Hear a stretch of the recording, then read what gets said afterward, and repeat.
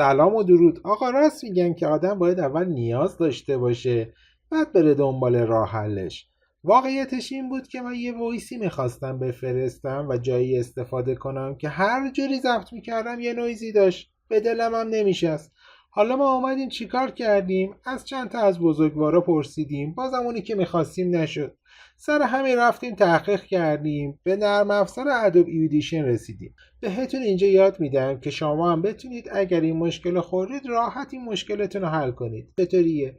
اول از همه میایم توی ادوب ایودیشن، فایلمون رو اوپن میکنیم.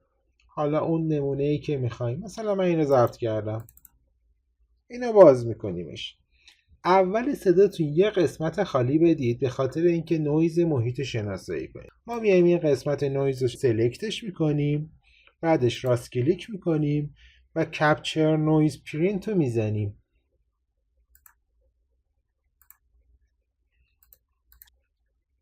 وقتی که این کار رو انجام دادیم یه دونه دابل کلیک میکنیم تا کل وایس انتخاب بشه. بعد میایم توی افکت ترک، توی این قسمت کلیک میکنیم، بعد میایم توی نویز ریداکشن رو میزنیم، بعدش هم ادپتیو نویز ریداکشن. ما تنها جایی که باید باهاش بازی کنیم یه دونه ریدیوس نویز بایزه و یه دونه هم نویزینس. اینو جایی که من خوندم نوشته بود که بهترین حالتش اینه که بین 20 تا 25 باشه، این قسمت هم بین 40 تا 50 به صورت رندوم میذاریم. قبلش بریم وایس رو گوش بدیم ببینیم چطوریه.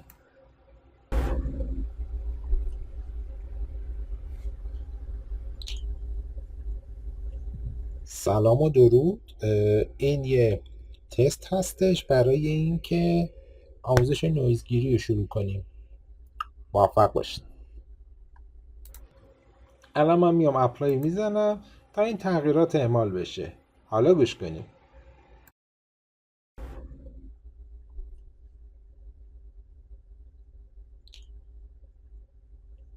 سلام و درود. این یه تست هستش برای اینکه آموزش نویزگیری رو شروع کنیم.